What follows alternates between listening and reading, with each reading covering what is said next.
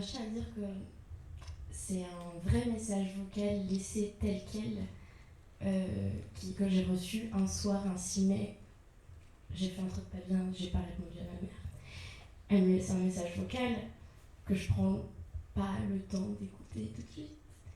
Et ce 6 mai, le soir même, j'écoute ce message vocal et dans le plus grand secret, j'ai préparé ce projet pour le 16 mai, pendant 10 jours. Et c'est pas du tout un projet auquel je m'attendais à... Enfin, ça allait être un cadeau d'anniversaire, je m'attendais pas du tout à recevoir des messages de personnes qui s'identifiaient ou qui ont été émues par cette histoire, parce que c'était un projet des plus personnels. Et souvent, je l'affiche pas nécessairement dans le projet du visuel, l'autobiographie, parce que je me cache plus derrière la fiction.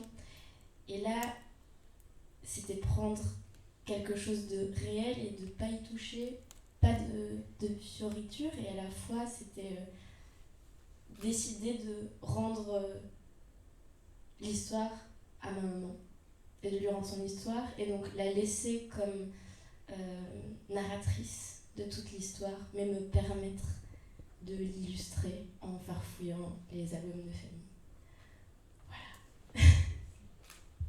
Merci pour ce cadeau, hein. C'est un vrai cadeau en fait, c'est tellement intimiste que c'est universel en fait cette histoire. Et c'est la relation à toutes nos mamans, quoi. Qu'est-ce qu'elle en pense, votre maman, de ce cadeau ? C'était très étrange parce que quand ce film a été montré, elle me disait mais combien de personnes l'ont vu, combien de personnes l'ont vu. Elle était obsédée par ça parce qu'elle me disait mais ça veut dire que autant de gens vont savoir que mes parents sont illettrés. Et c'est en recevant les témoignages que je lui transférais à chaque fois par email qu'elle s'est rendue compte qu'elle n'était pas la seule. Et je crois que ça a été ça son cadeau.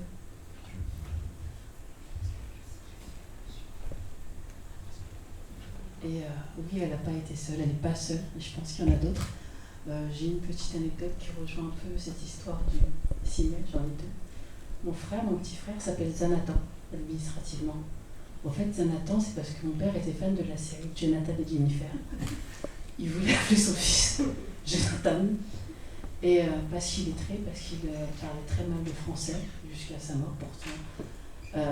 Ils ont noté Zanathan. Et autre chose aussi, mon nom de famille, c'est Tabibou Assoumani. En fait, je devrais m'appeler juste Fatima Tabibou, mais Tabibou Assoumani, parce que incapable de répondre de façon claire le nom et le prénom. Donc maintenant, sur l'acte de naissance, sur le prénom, c'est écrit SP, son prénom. Donc à chaque fois, il faut justifier. Il est décédé il y a 2 ans, donc c'est pour ça que je suis aussi touchée. Il fallait noter l'acte de décès et préciser le nom et le prénom. Donc justifier le fait que mon père n'a pas su répondre à la question, ou en tout cas pas correctement, pas avec les mots qu'il fallait, sur la différence entre le prénom et le nom. Là, maintenant, je suis touchée parce que, en vérité, sur le coup, moi, j'en ai ri, et pour être très sincère, j'en ai même profité de son illettrisme, parce que quand j'avais des mauvaises notes à l'école, et que je fallait lire le bulletin, je ne lisais pas toute la vérité. Il savait différencier, il savait lire les chiffres, mais sur les appréciations, quand c'était écrit que j'étais une élève chalute. Je dis non, tout va très bien, élève sérieuse, donc j'en ai profité aussi un petit peu, mais c'est vrai que ça fait écho à la vie de beaucoup. Merci. Ouais, par rapport à ça, il y a beaucoup d'erreurs administratives en fait, parce que personne s'est peut-être, désolée, je vais le dire, mais personne s'est peut-être bougé pour se questionner en disant est-ce qu'on ramènerait pas un interprète.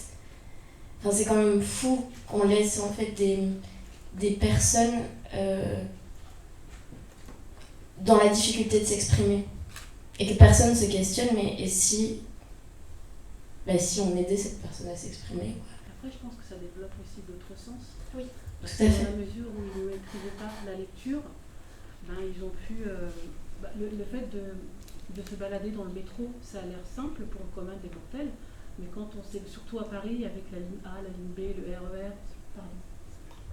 J'ai jamais compris comment il avait réussi dans les années 80 à pouvoir se déplacer tout seul d'un bout à un autre bout en faisant tous les changements qu'il y a. Donc, je pense que parallèlement, effectivement, il y a ce handicap administratif qui est de ne pas pouvoir s'exprimer correctement, mais ça a dû développer tellement d'autres choses et d'indépendance. Un compte en banque, Voilà. ne pas connaître le code de son compte en banque, de toujours avoir besoin d'être avec quelqu'un pour pouvoir taper le code. C'est... Même la traduction, quand ils regardent les films, les sous-titrages, ils savent pas lire, mais ils arrivent à capter les émotions, à comprendre. Bon, des fois, c'est un peu des scénarios à leur sauce, mais en soi, ça, je ne l'ai pas vécu, moi, en tant qu'enfant, comme un véritable handicap. J'ai compris la différence, mais pas comme, enfin, je ne l'ai pas mal vécu à proprement dit, pour être très sincère. Parce que j'ai vu qu'il y avait d'autres choses qui s'étaient développées en parallèle. Vous avez une question par rapport à... Du coup, il y a ta mère qui dit que... Enfin, elle en a voulu, entre guillemets, à ses parents.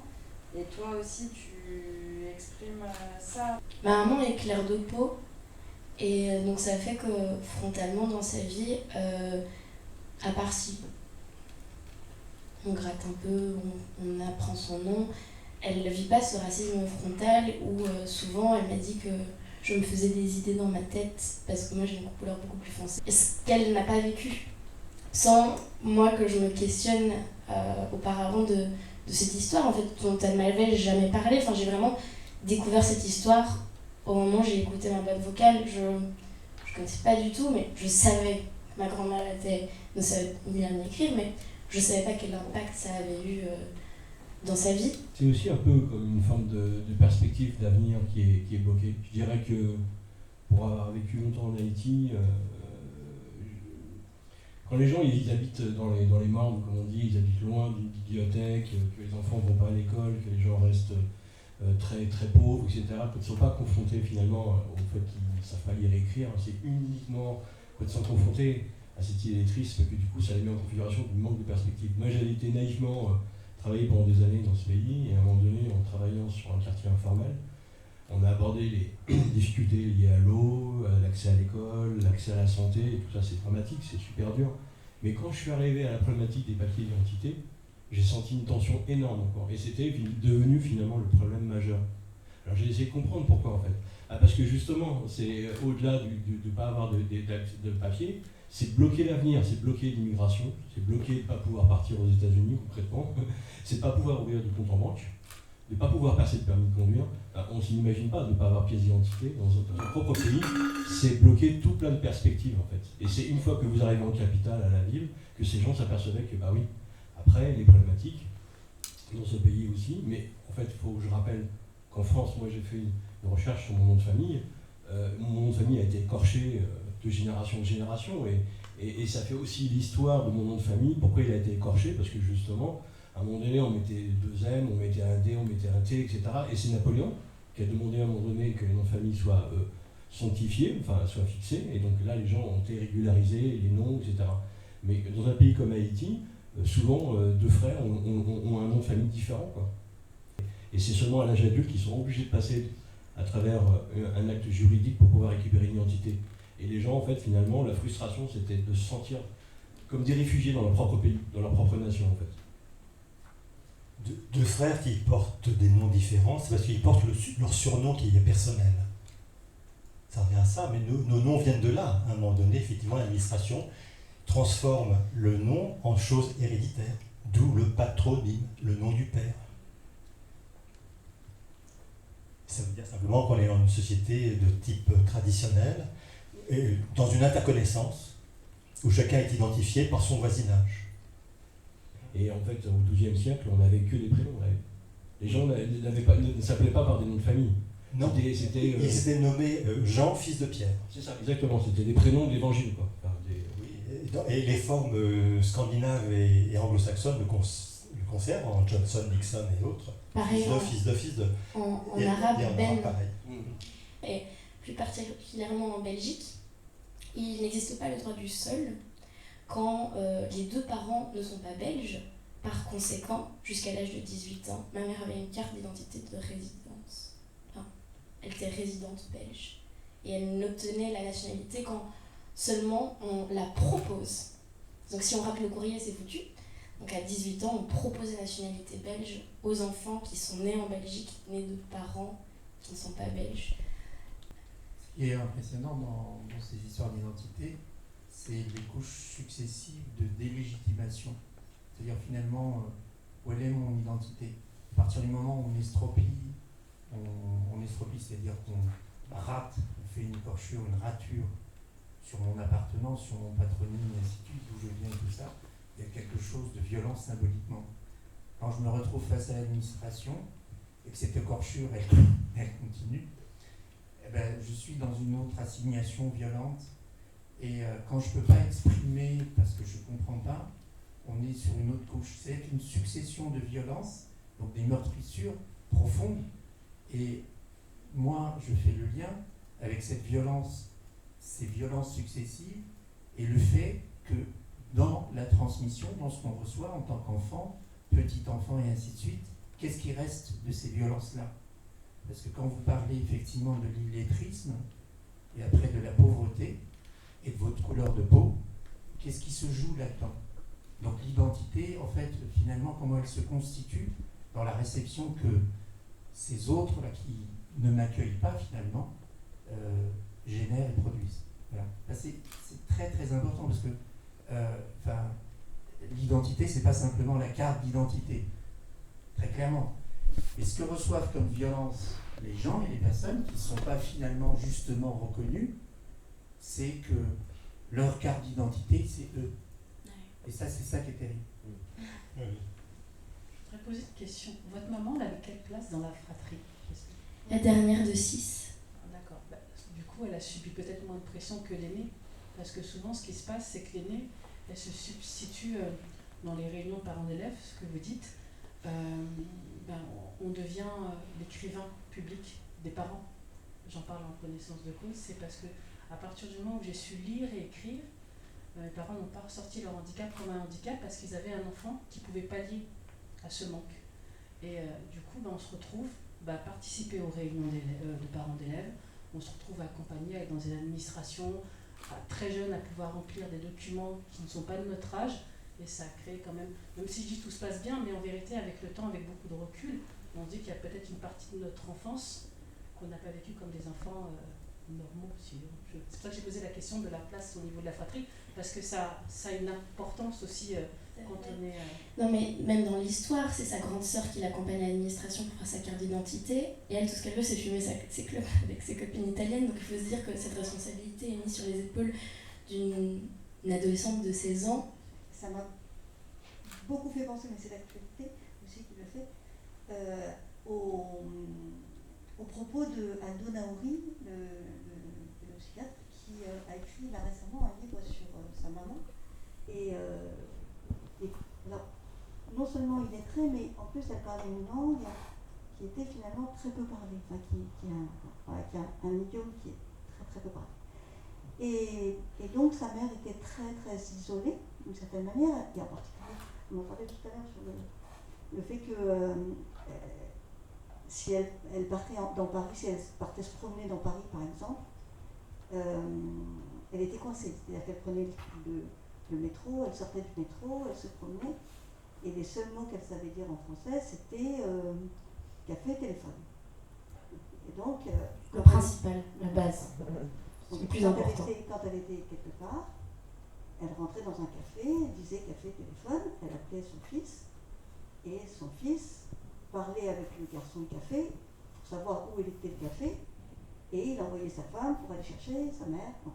Sa femme qui ne parlait pas un mot, elle ne parlait pas la même langue non plus. Et donc ça pour dire que ça fait vraiment écho à cette souffrance-là de ne pas pouvoir en vouloir à ses parents, et en même temps de leur en vouloir quand même. En tout cas, je situe ton travail dans la généalogie cinématographique. Cette prise de parole, la Belgique et la France ont une ère culturelle en commun. Il y a une dimension universelle à l'aventure et la justesse que tu mets sur ce vocal. Donc WhatsApp, c'est ça? C'est la mode, on s'envoie des vocaux maintenant. Je dirais que ta mère a bien posé les mots sur ce qui lui ont fait mal. Et c'est cette mise en doute de sa parole d'enfant. Et le fait, même si elle admet, et c'est un classique chez les enfants d'immigrés, cette honte de l'accoutrement, honte de l'accent, c'est pas que l'illettrisme, honte de la différence. Et les enjeux qui sont les nôtres aujourd'hui, puisqu'on a plusieurs générations d'enfants et de petits-enfants, etc., issus d'immigration, quelles que soient les origines, on est plus ou moins loin du primo-arrivant selon ses origines, on a ce processus pour recouvrir sa fierté. Et ce processus, il va passer par la narration. Et la narration, dans ton cas, c'est ce film d'animation, ça a été pour d'autres la bande dessinée, le cinéma de fiction, d'auteur, je ne sais pas, mais en tout cas la fiction, tu le fais également dans ta filmographie, ça a été la chanson. Et j'ai une anecdote sur un artiste dont je ne dévoilerai pas l'identité, mais c'est quelqu'un d'assez connu. Son prénom, l'état civil, c'est Stéphane, mais il est arabe.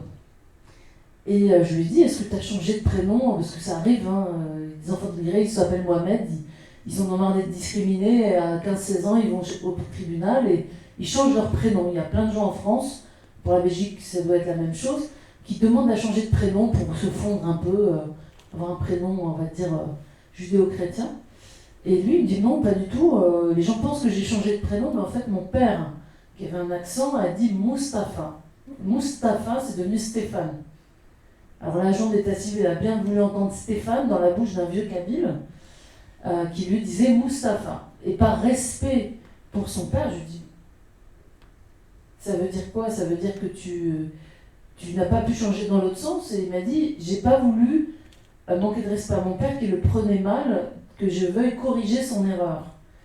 Et c'est ça qui est intéressant, c'est la question de la parole, la prise au sérieux de la parole du parent qui devient démonétisée par l'administration, par le pays d'accueil, qui ne donne aucune valeur et aucune autorité à celui qui doit incarner l'autorité, celui qui doit rassurer le parcours de l'enfant, celui qui est le fondement de ce qu'est l'enfant dans sa relation au monde, dans son identité.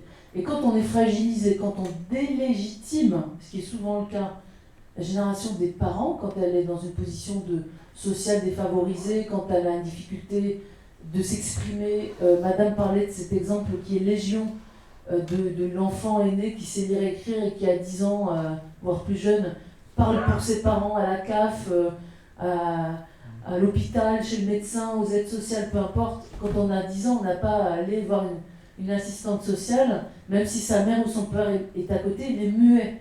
Et voir quelqu'un qui doit avoir une position d'autorité, en position d'être diminué socialement, on a des enfants en porte-à-faux par rapport à la société d'accueil qui se retrouvent en tout cas dans une situation où il est difficile de se projeter dans une identité riche de ces différences. Il y a des personnes étrangères qui ne prendront jamais la nationalité belge, française ou du pays d'accueil, qui sont lettrées dans d'autres langues. Et quand ces langues ne sont pas légitimes, comme Nabil qui devait être parmi nous, comme l'arabe, on parle d'illettrisme et d'analphabétisme parfois de gens qui sont lettrés, par exemple, dans d'autres langues, des langues, des dialectes africains, d'Afrique du Nord, Afrique subsaharienne, des langues créoles, haïtiennes, caribéennes en général. Mais effectivement, il y a la question de la domination, et elle se situe aussi du point de vue culturel.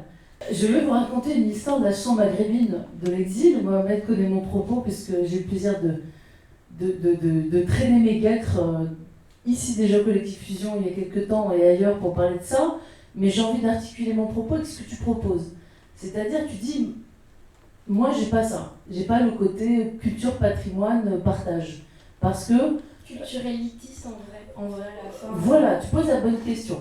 Je vous donne un exemple assez concret. Moi j'ai donc, comme tu l'as dit Dominique tout à l'heure, j'ai fait un doctorat en 2008 sur une histoire culturelle des artistes algériens en France. Et moi-même, donc, je suis d'origine algérienne, née en France, et un peu plus vieille que toi. Donc, on va dire le queue de la comète de la génération Beurre, la petite sœur des Beurre qu'on a vue dans les années 80. Et en fait, ce qui est intéressant dans la mise en récit, moi j'ai travaillé sur les artistes algériens, et quand j'ai soutenu mon doctorat, j'ai dit c'est la première fois que ma mère m'aide à faire mes devoirs. Elle ne pouvait pas le faire quand j'étais en CP, avec mon apprentissage de la langue.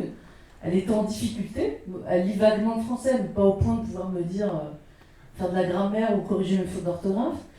Et donc elle n'a pas pu accompagner ma scolarité. Mais en doctorat, elle avait une expertise supérieure à mon jury de doctorat. Qui pour lui, c'était... bon, genre, il me croyait sur parole, c'est-à-dire qu'il ne connaissait pas ce dont je parlais. Et certainement pas avec l'expertise de mes parents. Et donc, j'ai souvent dit, dans ma vie, il y a l'école de la République, il y a Victor Hugo, mais il y a aussi la culture familiale, celle dont tu parles, celle que tu interroges dans ton film. À partir de quel moment les compétences et la transmission patrimoniale populaire, ouvrière, immigrée, hein, on va mettre des mots, des mots-clés. Dire les termes. Voilà, il faut dire les termes. Et tu l'interroges dans ton film.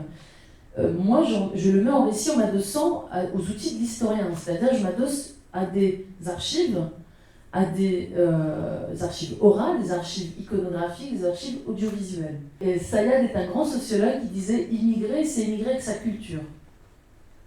À partir du moment où on énonce une évidence, ça fait du bien de le rappeler. Donc on n'est pas un immigré, on n'est pas une machine-outil qui vient répondre à un besoin de main-d'œuvre. On est fait de chair et de sang, avec des émotions, des langues, des cultures, des patrimoines culturels immatériels et matériels. Donc on peut jouer du luth, on peut jouer ce qu'on veut, de la derbouka, de la cumbia, on joue ce qu'on veut comme musique, on parle la langue qui est la nôtre, et on vient s'installer dans un pays qui nous accueille, plus ou moins bien, avec ou sans papier. À une époque, on est désiré et à d'autres, on ne l'est pas, mais on vient dans ce contexte-là. Et la France est un carrefour d'immigration européenne, donc de voisinage, et ensuite liée à ses anciennes colonies dans le monde entier. Partant de ce contexte, on a une expression artistique. Moi, je me suis concentrée plus en longueur sur les apports dans le champ de la musique et de la danse. Et quand on s'intéresse à l'immigration particulièrement algérienne et plus largement maghrébine, on se rend compte d'une aventure musicale unique et exceptionnelle au regard de l'immigration en général. C'est qu'on a, par exemple, une immigration très importante en France dans la deuxième moitié du XXe siècle et portugaise, qui a été plus nombreuse que celle de l'immigration algérienne. On le sait peu. Et cette immigration portugaise a eu une activité artistique en France, mais au regard de ce qu'a été l'immigration algérienne dans la musique populaire, c'est, à mon avis, extrêmement étonnant d'avoir aussi peu de production musicale portugaise au vu du poids de l'immigration portugaise dans l'immigration de la deuxième moitié du XXe siècle. Pourquoi ? Parce que l'immigration algérienne et maghrébine en particulier, elle est liée au fait colonial. Elle a été, dans le cas algérien, départementalisée, donc c'était des départements français, et il y avait une industrie du disque et un marché, ce qui n'était pas le cas, par exemple, pour le Portugal. Et quand on parle de l'Algérie, on parle d'une relation qui est beaucoup plus ancienne dans le fait migratoire. Partant de ce principe-là, on va se mettre sur la première image. On a, dès l'entre-deux-guerres, alors que l'immigration algérienne est française, qu'elle bénéficie de la libre circulation, et que le fait migratoire s'est accéléré avec la Première Guerre mondiale, on a une vie artistique qui s'installe en France métropolitaine. Donc on passe la Méditerranée et on vient faire de la musique. Et qu'est-ce qu'on joue comme musique ? La fameuse musique arabo-andalouse. Donc des grands orchestres composés de maîtres juifs et musulmans qui chantent une forme de musique savante issue de la liturgie arabo-musulmane, issue d'une culture ancestrale et liée bien sûr à l'histoire de l'Andalousie musulmane. Et donc une des grandes écoles est située à Alger. Ici vous avez la Moutribia qui vient dès les années 20 chanter en France, notamment sur les hauteurs de Nice, à Monaco et même à Paris, dans les grandes salles de concert. avec son petit chapeau, c'est le maître Edmond Nathan Yafil, et au-dessus de lui, c'est le Caruso du désert, Mahieddine Bashtarzi, qui va chanter l'appel à la prière pour l'inauguration de la mosquée de Paris en 1926. Donc ça vous situe l'ancienneté et l'importance de ce dont je vais vous parler. Il faut savoir qu'à l'époque, la France impériale a des vues et des comptoirs dans tout le monde arabe et se dispute dans les territoires, notamment syro-libanais ou en Arabie Saoudite, les populations musulmanes avec la Grande-Bretagne. Donc cette politique arabe, on dit souvent du général de Gaulle, elle est bien plus ancienne, elle date du projet de royaume arabe de Napoléon III. Et dans ce contexte, en soft power, on dirait maintenant en 2021, on a toujours prêté attention aux cultures et aux langues, et la France de l'entre-deux-guerres se revendique même la première puissance musulmane du monde, du fait de ses colonies d'obédience musulmane. Donc on a des expériences dès les années 40 avec des cafés-concerts en France métropolitaine, avec des figures. On a Mahieddine Bashtarzi dont je vous ai parlé, et ce monsieur au banjo, Mohamed El Kamal, le fou chantant algérien, le Charles Trenet des Algériens, qui propose du jazz en arabe. Vous pourrez aller le googliser et vous entendrez des orchestres à la Reventura qui chantent des bluettes amoureuses en arabe et qui a fait l'objet de comédies musicales françaises en arabe tournées au Maroc par Simone Berriot, qui est la propriétaire et la créatrice du Théâtre Antoine. Donc ces artistes qui jouent, qui se produisent en France, qui caricaturent le harbi, on disait, qui proposaient un comique sabir où on disait pour les Noirs, j'ouvre les guillemets, on parlait petit nègre, et pour les Arabes, on parlait le sabir, la Fatma, la Mouker, Yabon Harbi, enfin tous ces stéréotypes racistes et racialistes sur les Nord-Africains. Ici, Liorem qui est un Catalan et qui joue Aïssa, le vendeur de tapis. C'était un comique troupier qui avait beaucoup de succès, et on a comme ça des discographies qui caricaturent l'accent et les populations d'Afrique du Nord, qui côtoient des artistes d'Afrique du Nord, des 3 pays du Maghreb, qui se produisent, comme Rachid Xantini, qui est un comique algérien qui se produit à Paris et qui est très connu par les Algériens. Ils ne connaissent pas sa carrière en France.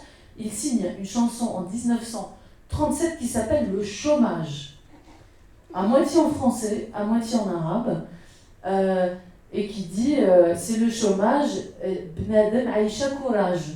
Les humains vivent courageusement. Et il raconte le chômage qui frappe déjà l'immigration algérienne à l'époque. À un moment donné, il y a des figures qui vont vous parler. Qui connaît Salim Alali? Alors, si vous êtes allé en vacances en Tunisie, on vous accueille avec 2 chansons en Tunisie. Jaria Hamouda, je vous chanterai ça tout à l'heure. Et la deuxième, c'est Sidi Habibi. Ah oui. Sidi Habibi, ça a été repris par la Mano Negra dans les années 90, je crois. Et Sidi Habibi, c'est le tube de Salim Alali, qui est un juif algérien de Souk Haras, en Algérie. Le Maghreb se le déchire, on vous dira qu'il est marocain au Maroc et qu'il est en Tunisie.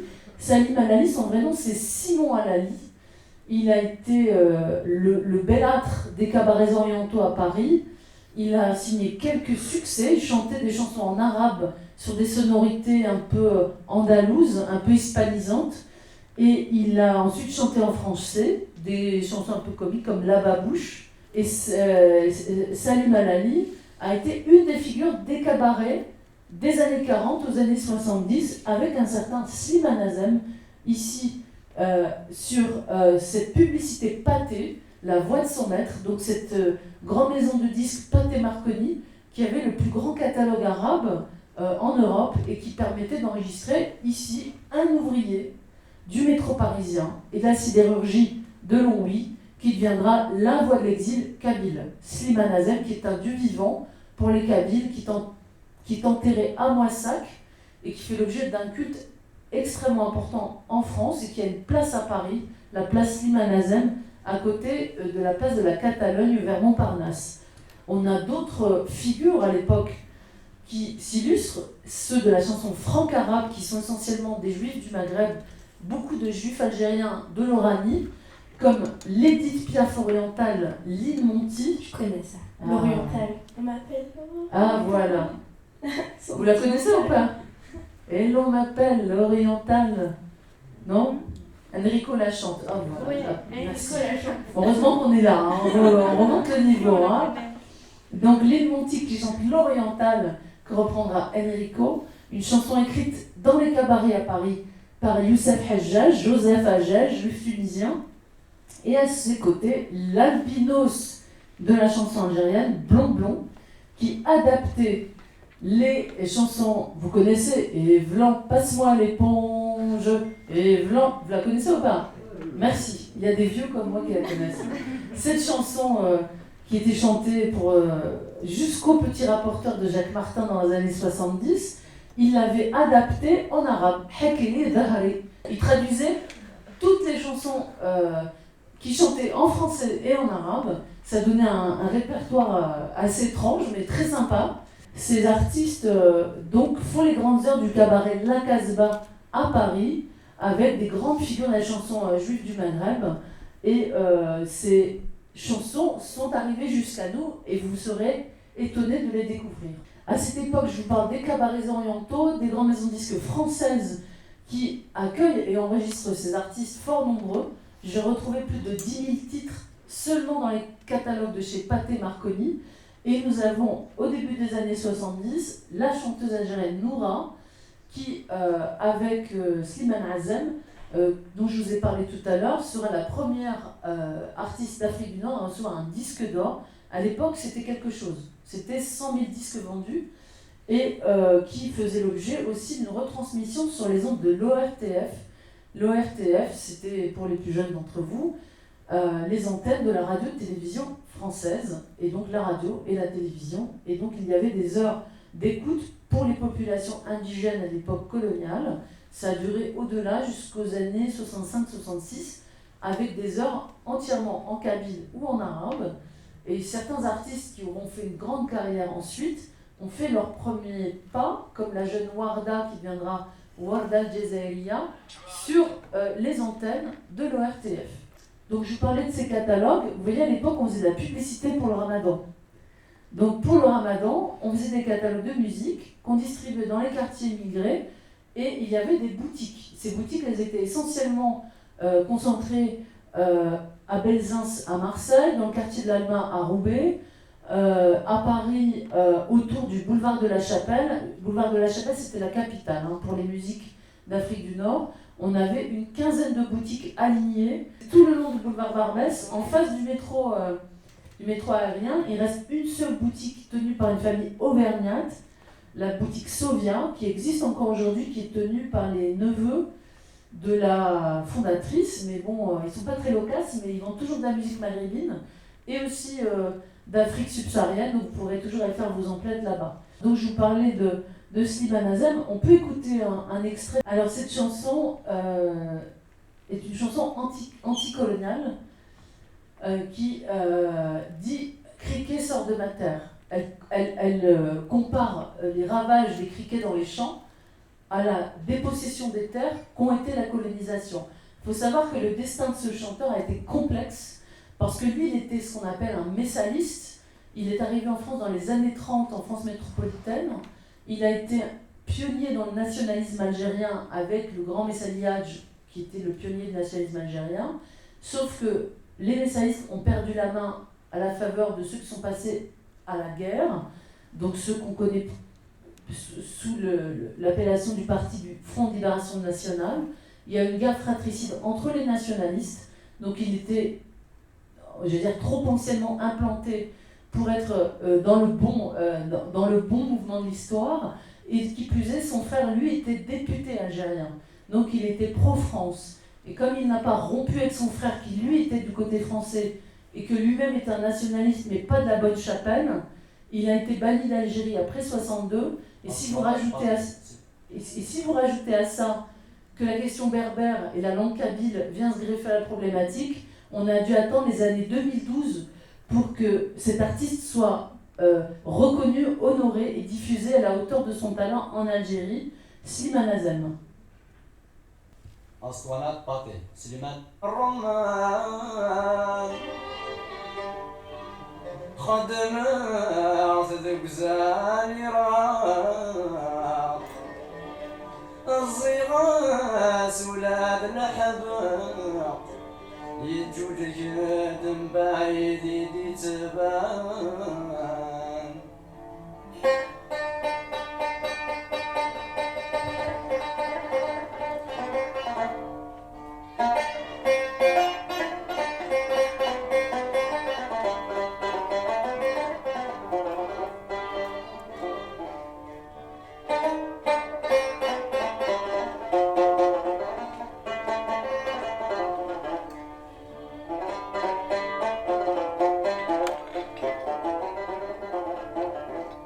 Cette archive, donc au début d'Histoire-Net Pathé, donc les éditions Pathé. Cette archive, je l'ai donc trouvée dans les archives de Pathé Marconi, avec, donc là c'est une autre chanson dont je vous parlerai, avec le son que vous entendez à l'arrière de l'orchestre arabe de chez Pathé Marconi, qui jouait au siège à Chatou, dans le 78, et qui a accueilli le jeune Enrico Macias quand il est venu d'Algérie, qui était un grand musicien de Malouf, et qui a joué pour ces artistes. Et c'est parce qu'il était talentueux, mais aussi parce qu'il incarnait un sujet particulier, celui du rapatriement, que Pathé Marconi lui a permis de se lancer en tant que chanteur. Donc Enrico se retrouve dans cette collaboration, s'inscrit dans une tradition musicale très forte, avec des artistes, des orchestres, une discographie qui est réelle. On a d'autres titres comme Darrib Dabarani qui dit « L'exil ça suffit » et qui chronique, parce que ces artistes chroniquaient leur situation d'exilé et les affres de l'exil. Et sur l'autre chanson que vous avez entendue sur les criquets qui doivent sortir de ma terre, souvent, soit dans la chanson Kabyle moderne, dont Siman Azem est un des promoteurs avec Hasnaoui et toute sa génération de femmes et d'hommes qui vont poser les termes de cette chanson Kabyle moderne, on va puiser dans les antiennes et dans l'histoire orale et la transmission des contes et légendes du village. Là aussi, on est dans l'oralité, on n'est pas dans l'écrit. Et ce sont, à partir des années 50, ces artistes-là qui vont codifier, qui vont écrire et transmettre. On avait bien sûr Mouloud Mamri aux éditions de Minuit, qui en 68 a édité les poèmes de Simhand, qui était le grand poète de l'exil kabyle, notamment après la révolte d'El-Mokrani en 1871, et qui avait gardé la mémoire de cet exil, de la colonisation.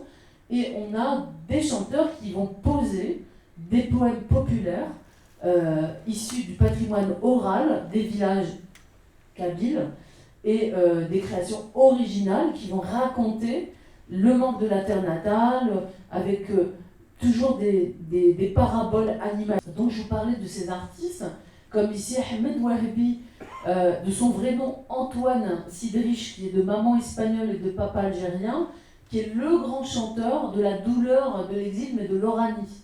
Avec une chanson qui s'appelle Waharan Waharan ou Yad Zahir.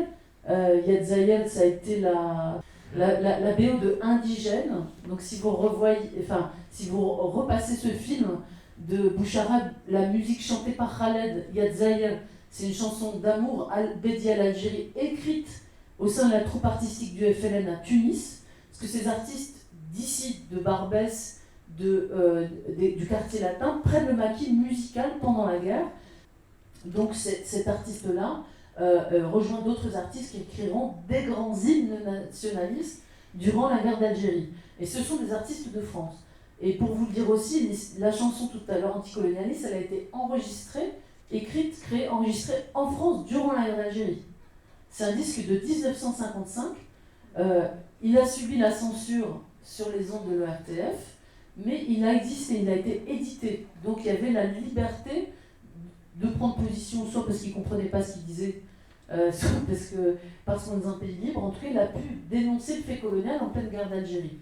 Alors si vous avez crié en 98 et 1 et 2 et 3 0 et que vous avez dit vive la France, black blanc beurre, normalement vous avez acheté 1, 2, 3 soleils. Ça fait partie du package. Et à la fin des années 90, il y a eu ce concert mythique de Khaled, Faudel et Rachita. Voilà, il y a des gens qui suivent. Rachid Taha. Et donc, ce concert à Bercy, donc on a cette Coupe du Monde avec ce mythe Black Blamber, et cette compile, ce concert compile, qui a vraiment eu un énorme succès, qui a été aussi disque d'or. Sur cette compilation est repris Yel Menfi. Cette chanson, à la base, c'est une chanson créée, la mélodie et le texte, pas le même que ce que je viens de vous chanter, par ceux qui ont été bannis en Nouvelle-Calédonie, ceux qui ont été déportés en Nouvelle-Calédonie, ceux qu'on appelle les Kaldounes. Ce sont des Algériens issus de la Smala de l'émir Abdelkader, une centaine de personnes qui ont survécu à leur déportation d'abord en Méditerranée, qui ont été en résidence surveillée sur les îles de l'Érins en face de Cannes, avant d'être déportés en Nouvelle-Calédonie, et ils ont des descendants aujourd'hui.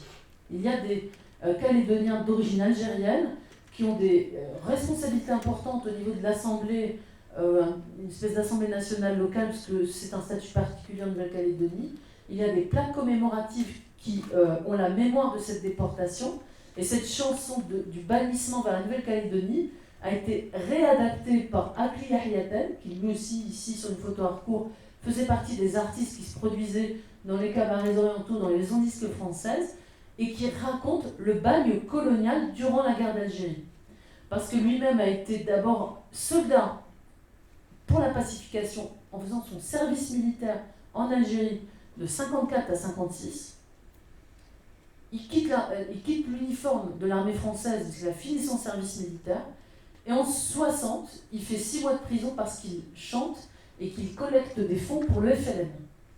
Et la légende qu'il m'a racontée, mais après je ne crois pas toujours les artistes, c'est qu'il aurait écrit cette chanson en cellule avec ses corélégionnaires à l'époque, en racontant la réalité du bail, la condamnation. Il évoque la mémoire du 17 octobre 61 dans cette chanson.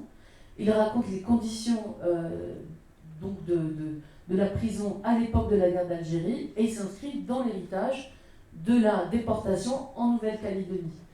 Et c'est une chanson qui est éditée avec succès par Pathé Marconi après la guerre en 1962. Et pour vous situer, en tout cas dans le monde arabe, c'est la chanson des dissidents aujourd'hui. Donc les dissidents Hassan II, les dissidents au pouvoir algérien, en Libye, elle est chantée dans tout le monde arabe. Il y a cette chanson-là et Yamou Jarab, les deux chansons sont des chansons des militants des droits de l'homme, qui la retournent contre les pouvoirs autoritaires du monde arabe. En fait, comme pour tout à l'heure, il y a le Menfi, qui est dur, hein. Vous avez la traduction et même le contexte, parce que la personne raconte son expérience de l'arrestation. Il y a le Menfi, ça a fait groover tout Bercy. Je veux dire, il n'y a pas personne qui dit « Ah, c'est dur, c'est 17 octobre ». Les gens, ils ne savent pas de quoi il s'agit. Et quand il fait Yaraya, vous avez vu, on a tous envie de danser, on connaît la mélodie, on peut la chanter en qui ne connaît pas cette musique? Et elle raconte que c'est un blues de l'exil. Elle raconte l'échec inexorable de celui qui s'en va. Et qui, tant d'autres avant lui, sont partis et l'ont regretté et sont revenus. Donc il met en garde, parce que lui aussi c'est un grand fabuliste sha'abi, et pas en chanson kabyle, qui en dalija, en langue dialectale, mettait en garde contre les affres de l'exil et contre les paillettes un peu en disant on vous vend du rêve, on vous dit vous baissez pour ramasser l'argent, mais c'est bien plus difficile que vous ne le pensez, vous n'êtes pas les premiers à tenter l'aventure. C'est une chanson qu'il a créée en 1970, donc pas tout à fait au début de sa carrière, mais plutôt vers la fin. Il décède tragiquement en 1980 sur la corniche d'Alger. Et Yaraya, parmi d'autres, c'était pas spécialement un tube. C'était pas sa chanson la plus connue de Dahman. Je parle sous votre contrôle, mais Yaraya, c'était pas dans le top 3. C'est Rachid qui en fait un succès. Il l'a reprise avec une pulsation techno en 1993. Bon, c'est un peu passé inaperçu parce qu'on est très peu de temps après la guerre du Golfe, donc c'est toujours pas tendance de chanter en arabe. Il la ressort en avril 98 dans l'album 1, 2, 3 Soleil.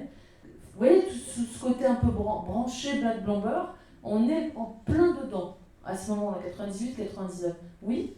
C'est juste pour revenir sur la chanson Yaraya. Pour quelqu'un qui connaît le texte, c'est pas une chanson qui va donner envie de danser. Hein. C'est tellement triste. Le texte est tellement triste que moi, je l'ai connue avant Taha, et c'est vraiment une chanson appréciée et qui était vraiment appréciée. Vous avez raison de le rappeler, et comme c'est vrai pour Yael Menfi, que n'a pas du tout envie de danser, vu ce qu'il raconte, et pourtant, et que ce soit Yaraïr dont vous parliez ou d'autres, aujourd'hui, même si on ne sait pas ce que ça raconte, qu'on ne parle pas la langue, vous mettez ça dans une soirée, et on vient nous chercher pour danser. Parce que c'est dansant, c'est jovial, même si c'est un blues, et les gens ne comprennent pas. Mais c'est pas grave, parce qu'on fait du Bollywood, donc tu nous montreras la chorégraphie si tu veux bien. On chante on l'entendait dans des boîtes de nuit en Israël, à Los Angeles, à Chypre. C'était un énorme tube. Il faut savoir que c'était à cette époque, 98-99, un énorme tube, alors qu'elle était écrite en 93, dans un contexte où Saddam Hussein, tous ces trucs-là et tout, c'était pas du tout tendance. Donc il faut comprendre qu'il y a la question des conditions de la réception, du contexte et le talent, et il a réussi à la rendre audible. Même si moi je suis une puriste et j'aime énormément la version d'Ahmed Harashi, et qu'elle est très proche de l'hommage que lui a rendu Rachida, qu'il a quand même respecté le mandol, enfin l'orchestration générale, même s'il a rajouté des beats un peu techno sur la version qu'il a proposée. Et c'est ce qui la rend peut-être davantage dansante, j'ai envie de dire. Mais vous voyez, il n'y a pas une économie d'orchestre, hein. Chez les grands violons, c'est une orchestration très riche, très ambitieuse. Et la chanson, du coup, elle a son potentiel de tube déjà en elle. C'est une très très belle chanson. Et qui fait partie, grâce à la génération d'après, du patrimoine sonore et musical de tout à chacun. Tout le monde a déjà entendu ça dans le quart d'heure, dans une boîte de nuit, dans un camping. C'est les 2-3 chansons, on va dire arabes, qu'on connaît tous. Parce que ça a été des succès qui ont dépassé leur communauté d'origine. Je résiste pas parce qu'on la connaît. Voilà. Donc, nous allons inaugurer le 17 juin la place Gérard Remiti à Paris. C'est une grande dame de la chanson algérienne. C'est l'inventeur, c'est la Tina Turner du rail. C'est la Mamie Rail, si vous voulez. C'est elle qui a vraiment porté avec cette tradition de Meddahat et de toute façon qui a apporté jusqu'à nous le patrimoine de Cheikh Hamada, enfin toute cette tradition de l'Ouest algérien. Elle a été hyper branchée dans la dernière partie de sa vie, à partir de l'âge de 70 ans. Elle fait une seconde carrière dans les milieux un peu, aujourd'hui on dirait bobo, dans les soirées Radio Nova, Zébré. Moi je crois que je l'ai vue dans une soirée Nova et il n'y avait pas, je vais être la seule maghrébine de la salle, et la moyenne d'âge c'était 18 ans. Elle faisait groover des ados qui écoutent Radio Nova dans une très grande salle à Paris. Elle est morte 2 jours après avoir rempli avec d'autres le Zénith. Donc elle a une vraie carrière en France. Et c'était une mamie attachante qui avait une vraie présence, une vraie voix, et qui était une grande féministe et qui a bravé tous les tabous. Parce qu'autant vous dire que quand elle a commencé à chanter, c'était pas super tendance qu'une femme chante des choses comme elle les chantait, des choses très crues, très réelles, de la vie amoureuse, du désir, de la liberté, et qui plus est par la suite de manière à découvert. On pouvait chanter choses coquines, mais il fallait un peu mettre la petite voilette, le faire dans un cénacle très féminin. Mais elle a fait des disques, elle a chanté sur scène, elle faisait ses chorégraphies avec ses joueurs de flûte traditionnelle et ses percussions. Parfois, elle s'y accompagnait. Je ne sais pas si vous voulez entendre un petit bout avant qu'on a là, peut-être un petit bout de Chera Remiti. Bien sûr, pour ceux qui ne le savaient pas, Chera Remiti, moi la même chose. Donc elle faisait référence au petit verre de whisky qu'elle affectionnait particulièrement. Et donc avec Malice, elle s'est fait donc surnommer Remiti, comme Remiti, moi, la même chose. On y va.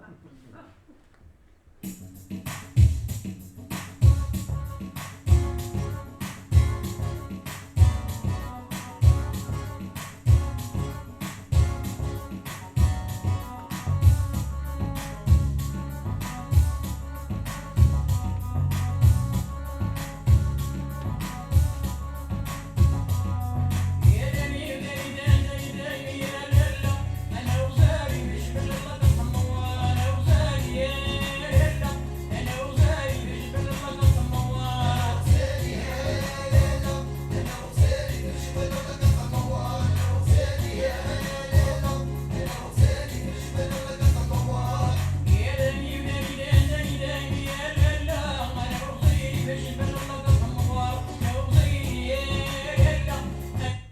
Mais cette chanson, qui est un peu l'équivalent de Colchic dans les prés, c'est-à-dire qu'elle va compter fleurette avec son amoureux à la montagne, elle va cueillir des fleurs, autant vous dire, vous avez bien compris la parabole.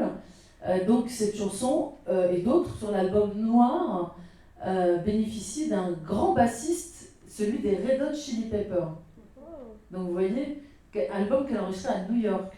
Donc notre Chira était devenue une star internationale, avec comme chez Khaled des collaborations, puisque le rail a eu une aura internationale très forte dans les années 90, et on a été chercher la patronne pour faire des disques, et c'était elle la patronne du rail. Elle commençait à chanter dans les années 50, on trouve des disques d'elle en 57 chez Pathé Marconi.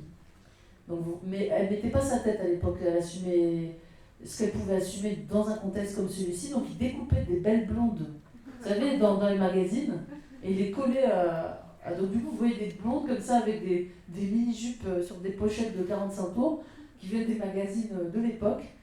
C'est très marrant. Il y a une archéologie de l'artworking du 45 tours. Très marrant quand on s'occupe des disques du Cheikh Haramiti, on dit ah ouais, quand même, on voit pas le rapport, mais bon, c'est assez intéressant.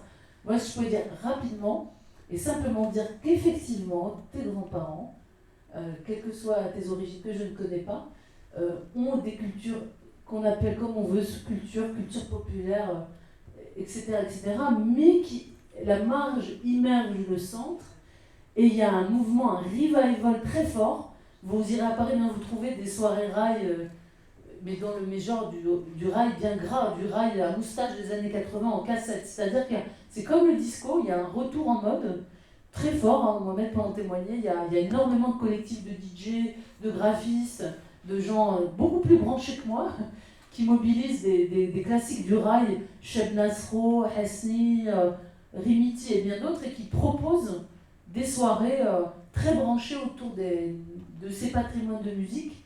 Et donc c'est passé dans les mœurs, c'est très dynamique en France, et c'est un patrimoine en partage avec l'autre côté de la Méditerranée. Et donc on a une tradition du Maghreb, qui est bien sûr majoritairement algérienne pour des raisons historiques, parce que les Algériens avaient des cafés. Ils avaient des cafés parce qu'ils ont été français et qu'ils ont gardé le privilège, avec les accords d'Évian, du débit de boisson de la licence 4. Vous voyez à quel point c'était important pour eux. Donc à Paris, il y a la tradition des Auvergnats et des Algériens, et ces lieux de musique, ces discographies avec des labels français comme Pathé, qui avaient des sièges sociaux en Algérie coloniale, ce volume assez extraordinaire pour une diaspora. Il y a eu des chanteurs russes, mais c'était genre Kalinka, des choses très traditionnelles, très folkloriques. Il y a eu Amaya Rodriguez pour les Portugais, qui était la chanteuse de la dictature de Salazar. Du coup, on va dire que ça ne lui a pas réussi après 75. On a eu la période Amour et Castagnette, Gloria Lasso, pour ceux qui se souviennent de ces ritournelles avec Luis Mariano, qui lui était un républicain espagnol, donc qui a fui durant la guerre en tant que basque espagnol, et qui va être le roi contesté de l'opérette. Donc on a comme ça des trajectoires de vedettariat individuel pour des diasporas, et on ne compte plus les Belges ou les Belgo-Italiens.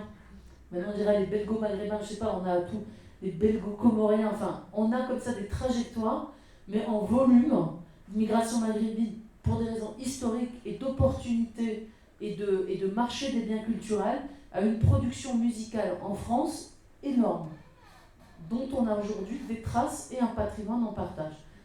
Et c'est comme quand des fois vous voyez sur le périph' une affiche pour un chanteur congolais, vous savez même pas qui c'est, et le gars il fait le Zénith, 7000 places. Mais c'est qui ce gars? Comment il fait pour remplir le Zénith? Il y a la diaspora, pour la diaspora c'est une vedette. Et c'était comme ça pour les Maghrébins. Et ça existe toujours dans certaines diasporas. La communauté se cotise, ils prennent une grosse salle à Paris, ou en banlieue, ou ailleurs en France, et ils vont voir leur artiste fétiche. Et nous, Français lambda, que nous sommes, on ne les connaît pas. On ne sait pas de quoi il s'agit, de qui il s'agit, sauf si on a des amis de cette diaspora qui nous invitent. Là, on découvre, on apprécie, on se retrouve sur un malentendu dans une fête, et on découvre. Et ben, pour les Maghrébins, à l'époque, c'était ça. Et après, il y a eu le relais communautaire des pays d'origine. L'amicale des Algériens en Europe était une amicale très puissante qui encadrait sa diaspora. Dans les années, moi qui suis d'origine algérienne, je me suis tapé des kermesses, des fêtes, des machins, où il y avait des concerts, des discours à l'adresse du peuple algérien en France, des choses comme ça, où on encadrait, on serrait la vis à sa diaspora, et on proposait un programme musical. Donc c'est dans ce cadre-là qu'on a vu ces chanteurs-là. Après, il y avait les nuits du Ramadan dans les cafés immigrés. Donc tout ça, c'est une vie souterraine que le grand public ne connaît pas, sauf une exception, pour les plus vieux d'entre nous, l'émission Mosaïque, qui était une émission le dimanche matin. Il y avait ceux qui devaient regarder la messe sur Antenne 2 et les immigrés non catholiques qui devaient regarder la messe des immigrés, c'est Mosaïque, où il y avait le quart d'heure portugais, le quart d'heure afro-caribéen, le quart d'heure yougoslave, le quart d'heure turc et l'heure maghrébine. C'était une émission financée par le Fonds d'action sociale, le FAS, qui avait financé la famille Ramdam, enfin tous les programmes un peu comme ça immigrés, et qui ensuite, comme il n'y avait plus le public, c'était de 76 à 87, sous d'autres noms après, et là on fait leur première télé, Rachida avec carte de séjour, Karim Kassel, les Djurdjura, enfin tous ces jeunes-là, et les artistes dont je vous parle, Daman El Arachi, la seule télé qu'il a fait en France, c'est sur l'antenne de Mosaïque. Aklir Yaten, Slimane Azem, Noura, les seules télés qu'ils ont fait, c'est Mosaïque. Vous pourrez aller voir sur YouTube, il y a un beau reportage du musée d'immigration qui a été fait pour une expo, qui montre des archives et qui explique cette histoire de Mosaïque.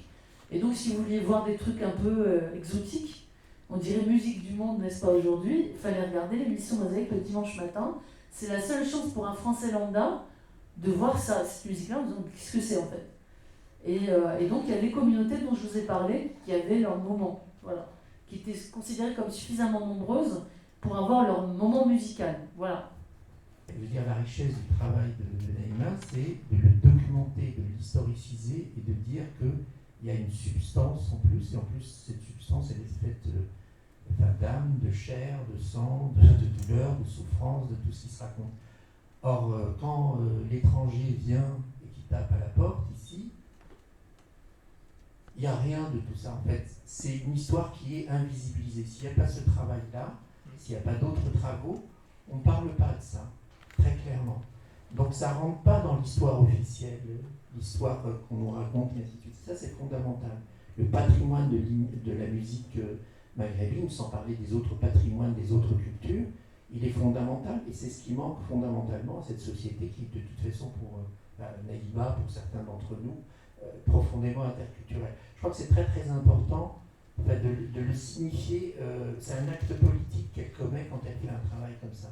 C'est-à-dire que c'est faire acte pour travailler sur les trous de mémoire ou les silences qu'il y a dans cette histoire qu'on essaye de nous faire partager comme commune, et malheureusement qui n'est regardée qu'avec un bout de la lorgnette. Quand en 2000, je propose ce sujet de doctorat, on me dit c'est pas de l'histoire.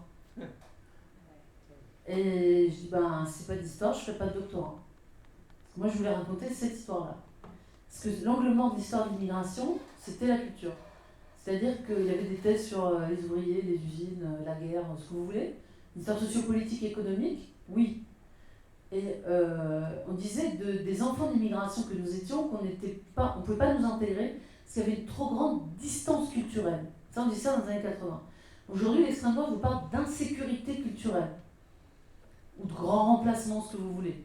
Donc on va remplacer les églises par des mosquées, on va remplacer le français par l'arabe, il aurait pu en parler, Nabil. Il devra venir, on aura parlé de lui. Et on vous dira que ce que je vous raconte, c'est pas méchant, on dit qu'il y avait des... Je n'ai pas inventé les photos, les disques, tout ça c'est à Paris, Marseille, Roubaix, enfin, c'est une histoire en France. En Algérie, ils ne connaissent pas ça. Au Maroc, ils ne connaissent pas, en Tunisie, c'est pareil. Et ce que tu disais, c'est très politique d'assumer un patrimoine culturel et matériel et de le partager avec le plus grand nombre. Et c'est grâce à des artistes comme Rachida, avec des réalisatrices comme Michel Collery et à d'autres, que c'est de l'histoire. Et aussi grâce à mon directeur de doctorat, que je salue, qui s'appelle Benjamin Stora, parce que lui, qui est un grand spécialiste qu'on ne présente plus, de l'Algérie et plus largement du Maghreb, lui, il a compris. Il a compris, et je sais pourquoi je suis allée voir en mode un peu midinais, je me suis dit, il ne voudra jamais, c'est une star. Mais j'étais désespérée, on ne voulait pas que je fasse ce doctorat. Et il a fait un film qui s'appelle Mes années algériennes, et pour la télévision française dans les années 90, et il était retourné en Algérie. Lui, il est rapatrié juif algérien de Constantine. Et il avait fait un film où il avait emmené sa mère pour la première fois, je ne sais plus en quelle année on est, dans les années 92, dans les années 90, il ramène sa mère en Algérie qui n'était pas revenue depuis 62. Il lui a programmé un orchestre arabo-andalou qui lui a joué une chanson arabo-andalouse qui était chère à son cœur. Ça l'a bouleversée, bien évidemment. Elle a revu son quartier, son appartement, et elle s'est mise à chanter en arabe parce que les juifs d'Algérie parlaient arabe.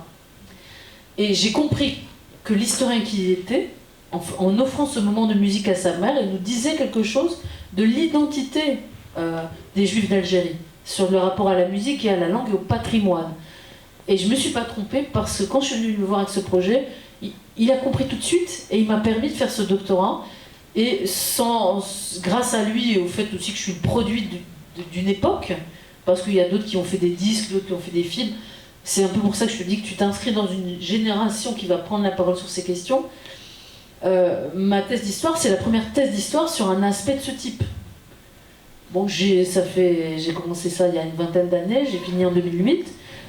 Je regrette aujourd'hui qu'il n'y ait pas des dizaines de doctorants, donc j'appelle le peuple à nouveau, qui s'intéressent à d'autres diasporas, à des répertoires, à multiplier, d'explorer l'histoire et la mémoire de l'immigration du point de vue de son expression sensible, qu'elle soit musicale, cinématographique, littéraire, parce que ma thèse, c'était pas que sur la musique, c'était sur toutes les disciplines. Art plastique, danse, théâtre. Et c'est sûr que la littérature d'un Katabi Yassine a fait l'objet de thèses de littérature, et moins les chansons de Dahman al-Harachi. Mais en tout cas, j'appelle la jeune génération de chercheurs en socio-histoire à s'intéresser aux apports culturels de l'immigration. Voilà. Merci Naïma. On le mérite des applaudissements.